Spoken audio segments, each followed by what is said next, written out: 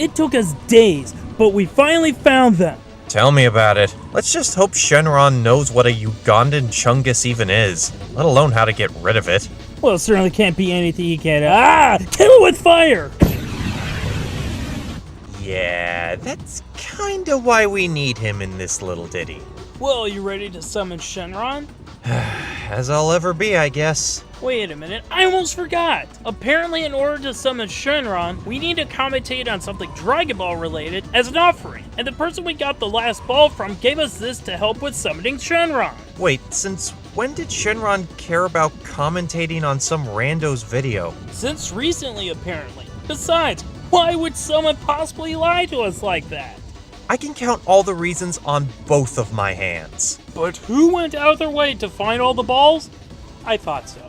Alright, if you insist. Who are we covering? These guys! Screen Rant? Oh yeah, I always see these guys come up whenever Geekdom is in my recommended videos. Well, what are we waiting for? We can't let this adventure be all for nothing. Let's do this!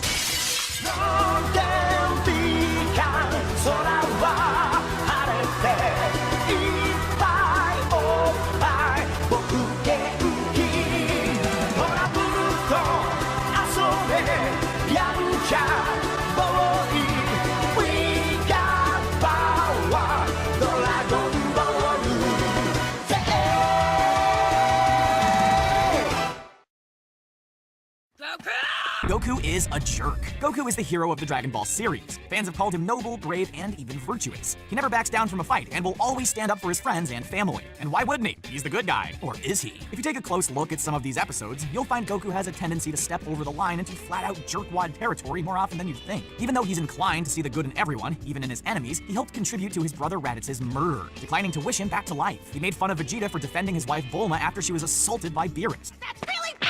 He even abandons his family to further his training and abilities, and when faced with the decision of who to save in the wake of the destruction caused by Buu's kid form, he chose Hercule, or Mr. Satan depending on which dub you listen to, over his own family. While Mr. Satan ended up playing a part in defeating Buu later on, how would Goku have known that at the time? Even Vegeta called him out on that absurd decision. Could you be more stupid? While we believe a protagonist is more interesting if they have character flaws, we'd argue that Goku has stepped over the line so many times it brings him to question his noble nature. Ignoring that Raditz kidnapped Gohan in the first place, not to mention Goku trying to spare Raditz, but Raditz completely betrayed his trust. And even if Goku had wished Raditz back with the Dragon Balls, one of two things would have happened. A, he would try to, in vain, convince Goku to join him in killing absolutely everything in sight, or B, the most likely outcome, he would still try to beat the shit out of him and try to kill his ass. As for the bit about Goku choosing Mr. Satan over his family, do I need to point out the identity of the person right next to him? That is Dende, the Guardian of Earth, or God, depending on your dub.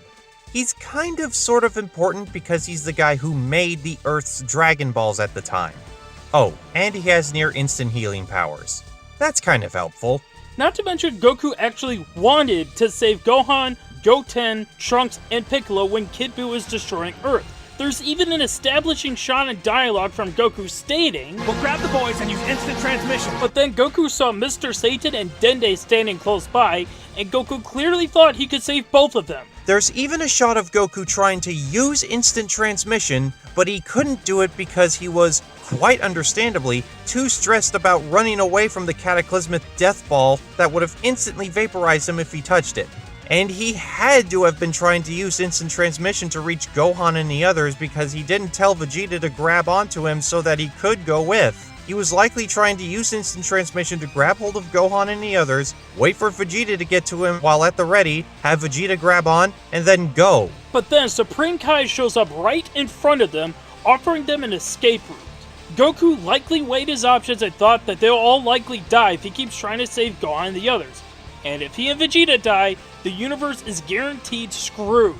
That is a really bad sign when this is the first entry of the list, And there was so much you chose to leave out. Negative energy drives Super Saiyans. The Super Saiyan form transforms members of the Saiyan race into overwhelmingly powerful beings that can wipe out their enemies without breaking a sweat. While the ability to become one was once considered little more than legend, Goku proved its actual existence when he achieved Super Saiyan status to defeat the monstrous Titan Frieza. After Goku unlocked this ability, other male Saiyans are able to achieve at least the first level of the Super Saiyan form. And while this form is a major asset in a fight, it's the way it's achieved that is rather unsettling. Once an individual achieves Super Saiyan form, a normally calm, laid-back individual could become violent, ruthless, and vengeful. When Goku first went Super Saiyan, it was motivated by sheer anger, a direct result of the murder of his best friend Krillin. But anger isn't the only thing that drives this transformation. Vegeta was able to achieve the Super Saiyan form when he was unable to defend himself against a meteor shower. He was so driven by self-loathing and hatred at his weaknesses, it ended up triggering his Super Saiyan form. The fact that such powerful negative energies are what drive the Super Saiyan transformation suggests that perhaps the positives of the form aren't worth the struggle. It's maybe not the best message for a show meant for younger audiences. While it's perfectly true that negative emotions help trigger the Super Saiyan form for the first time, it's been well established that it is not a negative side effect that lasts through the whole transformation. Goku and Gohan spent an entire week in their Super Saiyan forms while preparing for the Cell games. Not while going through rigorous training, mind you, but in ordinary, everyday life. The whole idea of it was to get their bodies accustomed to being in the Super Saiyan form all the time, so that they wouldn't have to waste energy powering up to fight Cell.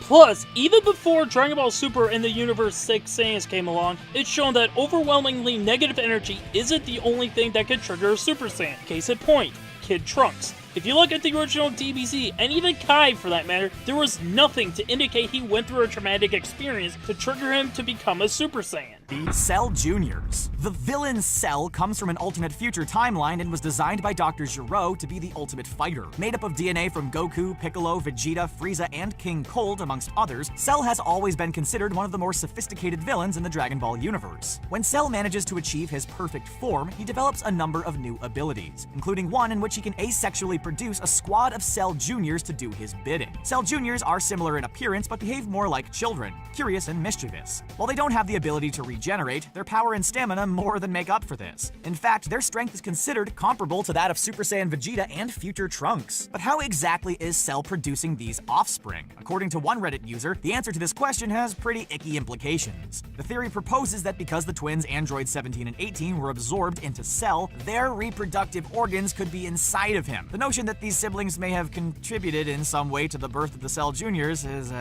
I mean, come on. Yuck. Can we just move on to the next point? So you're basing this theory off a Reddit user that you don't even cite in the description.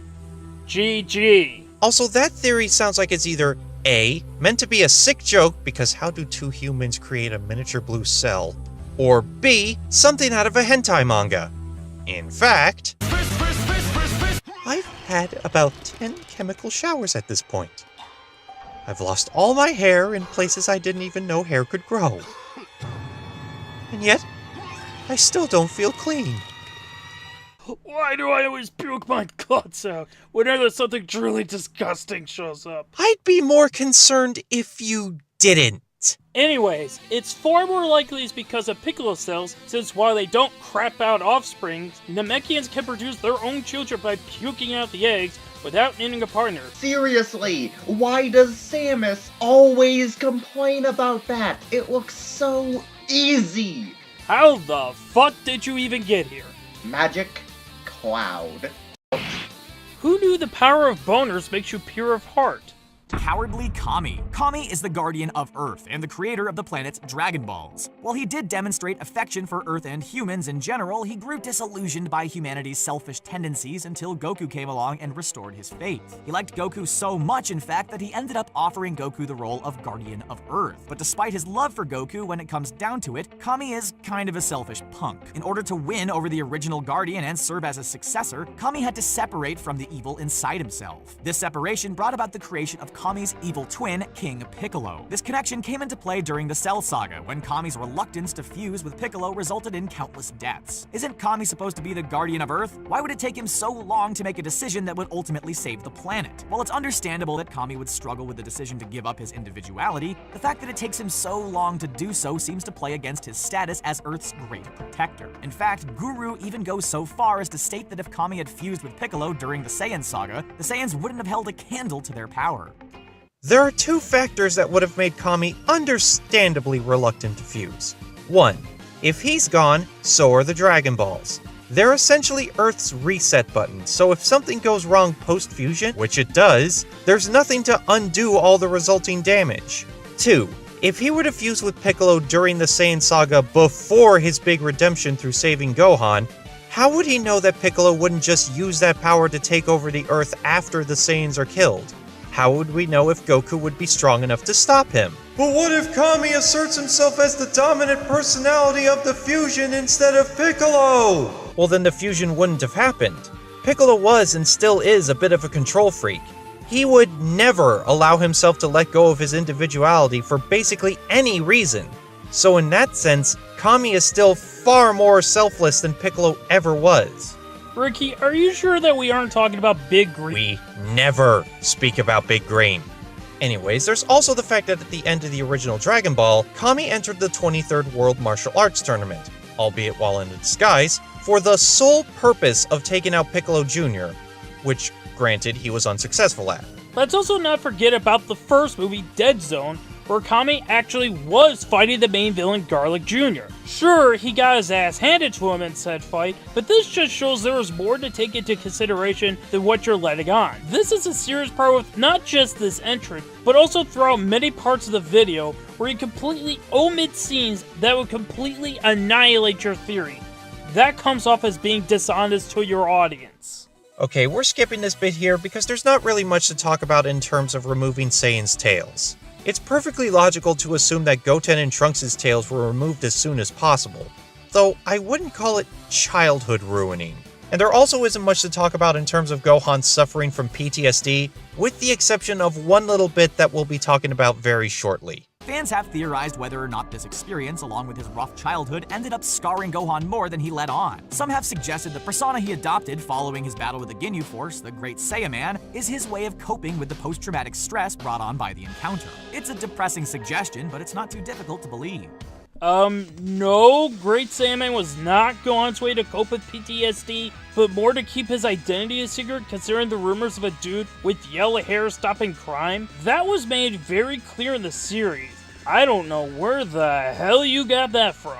Probably from Reddit, or a fan forum that they didn't bother to cite. Super Saiyans aren't special. The legend of the Super Saiyan suggests that achieving the form is no easy task. At the story's start, the Super Saiyan form is only a legend, and no one has seen it for thousands of years. It makes sense because if you think about it, Saiyans never had to push themselves beyond their limits during their reign. When Goku first manages to achieve the form, it's one of the landmark moments in the series.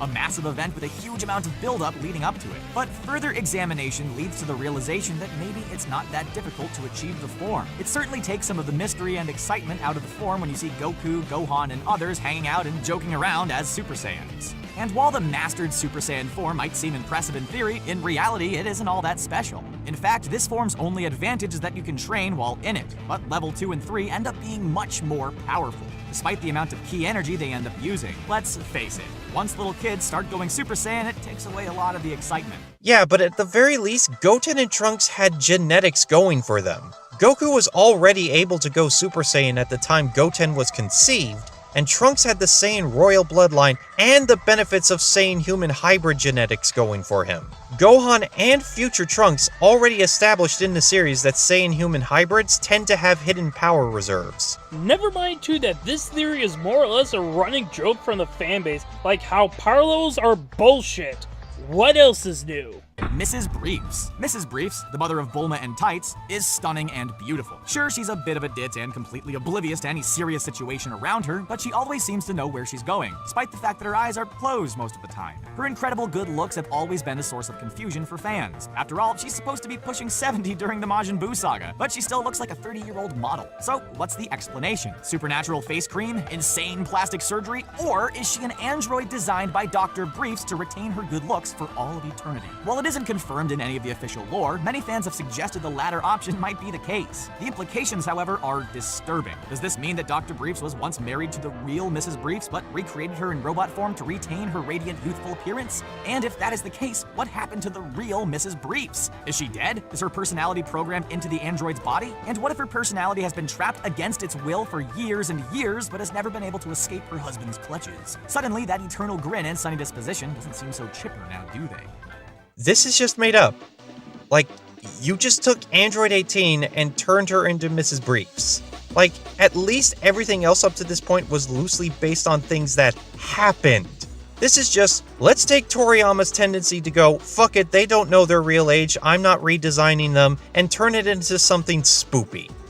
That's it. Hell, the only place I can recall doing that is Team 4 Stars Abridged series, which is a parody of Dragon Ball Z, meaning it's not something you should take seriously. Next thing you'll tell me is that he was Dr. Wheelo or Dr. Wello the entire— You old bastard! Was someone just speaking about me earlier?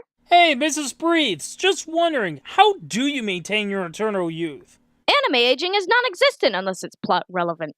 What? Goku ruins everything. We know we're being pretty hard on Goku here. We kicked off this video by saying he's a jerk, and now we're suggesting his existence makes things even worse. Come on, guys, just say we're sorry. We like the guy, but bear with us for a moment so we can try to explain where we're coming from. As we all well know, Goku is the big hero of the Dragon Ball universe, and he's done his fair share of good deeds, including saving the planet multiple times. Despite his flaws, he's always trying to do the right thing, even when it doesn't make much sense. Sure, Frieza betrayed him more times than we can count, but at least Goku tries to see the best in him, right? But what if Goku had never showed up on Earth at all? Let's face it, his being there in the first place kicked off a number of events that have only made life on the planet worse than it was before his arrival. If Goku never went to Earth, Raditz would never have gone looking for him there, which in turn would be no Vegeta or Nappa seeking out the Dragon Balls either. No Frieza arc, Dr. Zero wouldn't become obsessed with making androids to destroy him, Majin Buu would never have enough energy to get out of his cell, the tournament of power wouldn't happen, basically anything. Without Goku, it's possible the world would be much safer. Very convenient that even though Dr. Gero was mentioned, you guys completely forgot about the Red Ribbon Army. Without Goku there, they would have just found the Dragon Balls for Commander Red, and he would just take over the Earth. The only one that would have been in their way is Master Roshi. Granted, he's a force to be reckoned with by Earthling standards, but it's not like the Red Ribbon Army were entirely inept. Their intel would have easily figured out his weakness to women, and they would have just exploited that to take the Dragon Ball off his hands. Plus, even if we took the Red Ribbon Army out of the equation, though you can argue Dr. Gero was creating androids before he was obsessed with killing Goku, Frieza would have caused mass genocide to not just the Namekians, but to countless other people, which at some point would have included Earth, since hardly anyone was strong enough to even stand in his way. And what's even stopping him from just showing up at Earth at all? He was trying to conquer the universe after all. On top of everything we just mentioned, when it comes to your bit of Majin Buu wouldn't have happened in future Trunks' timeline, Babidi and Tabor were trying to resurrect Majin Buu even with Goku being dead, and had the Supreme Kai not instructed future Trunks, they would have succeeded. I know you can argue, well, Goku was dead, so he didn't give Majin Buu enough energy to be released. But even so, this proves that without Goku, the Earth would have been attacked on more than one occasion. Majin Buu represents America. Majin Buu takes on many forms, Kid Buu and Super Buu to name a few, but the first form featured in the Dragon Ball series was Innocent Buu, his plumpest iteration. The character is known for his childish, destructive personality. To him, destroying things is just a fun pastime, and he takes great pleasure in bullying others, using his massive size to overpower his enemies. His temper tends to take a turn for the worse whenever someone makes fun of him or he senses an oncoming defeat. One Reddit user, Neostorm360, did some digging and formulated a theory on how the character might represent Akira Toriyama's pessimistic view of Americans. Neostorm360 examines America's history, noting the similarities between certain events like World War II and the entire Buu saga. Instead of killing his enemies, Buu turns them into food, consuming them whole and absorbing their abilities, becoming more and more powerful, which bears a striking resemblance to the concept of American imperialism. This particular theory isn't dark so much as it paints an intriguing picture of how Dragon Ball's creator views Americans as nothing more than overweight, food-consuming bullies. Toriyama must get a huge kick out of the fact that the show has been so popular in America.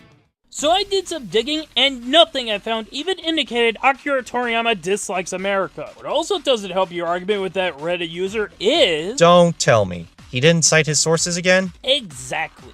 So we dug up that Reddit post, which is sad that's not the presenter giving the evidence, and this guy, like with Screen Rant, doesn't even cite his sources to back himself up. Even then, his claims are really flawed, like how he doesn't take into consideration Japan provoked the United States to enter World War II, not the other way around, or how his analogy of the US Civil War is the evil side winning and being a lot stronger and more wicked when that wasn't the case, especially when it led to the 13th Amendment. I can't believe I just went political, much less historical, on a fucking Dragon Ball Z theory list, but here we are. The post also claims that Majin Buu just eats people instead of just killing them outright as an example of US imperialism, when there's footage of him killing people outright. Not to mention, if eating people grants him their abilities, then why doesn't he have Deborah's ability to turn people into stone by spitting on them? Again, nowhere in that post does it indicate that Toriyama has a pessimistic view of America. Also, something to factor in the context of the Buu saga especially, is that after Super Buu absorbed Grand Supreme Kai, it not only took on his appearance, But also you can make the argument that his spirit was the reason behind his childlike attitude was because of Grand Supreme Kai's personality. It's also excluding Super were, Can we just get into final thoughts before we get turned into sweets by Majin Buu's head penis? Meh, sure. Besides, there's not much left to comment on after that anyways. This has the exact same problems I see with a lot of popular countdown makers like Watch Mojo, next to Ken when he was doing audio countdowns, and even What Culture to an extent. Weird choices, weak reasons, even worse examples. I could go on, but we'd just be playing countdown curse bingo. The main thing I want to bring up is how you omit details of scenes to try and make it seem like your theory has any kind of possibility when anyone who has seen the show would know how flawed it is. And it comes off as being incredibly dishonest to those that have not seen Dragon Ball because of the missing context. If you're going to present theories, never cut out stuff that would wreck it. That is what people should take away from this. I know what some people might be thinking. Why are you guys even responding to this? This is just your average clickbait countdown meant to get people's attention and nothing more. They don't care, you're wasting your time. We've heard it all before. But even if the fine folks at Screen Rant don't watch or listen to these kinds of videos, maybe some of their viewers will. The like to dislike ratio of the video is still good, all things considered. Don't get us wrong, we're not here to enlighten people or some pretentious crap like that. We're not even here to say Screen Rant is bad and you're stupid for liking them and this video. We're just here saying, hey, this video's bad because they're leaving out some stuff that people unfamiliar with the series wouldn't know about. This video is for them, not Screen Rant. They already know what they did. Now that we completed that, it's finally time to summon Shenron. Ricky, I'll let you do the honor. Right then. We've collected all 7 and watched some shitty top 10. I summon you, Shenron. Come forth and grant my wish! What is going on? Why is there no dragon popping out? I swear to God, if I just hammed this up for nothing. Hey, Ricky, are the Dragon Balls supposed to have barcodes on them? Oh, shit. You son of a bitch! Jones? Who gave you the last Dragon Ball exactly? Micro Mavi. Why? You know why. But the succubus always give the best deals.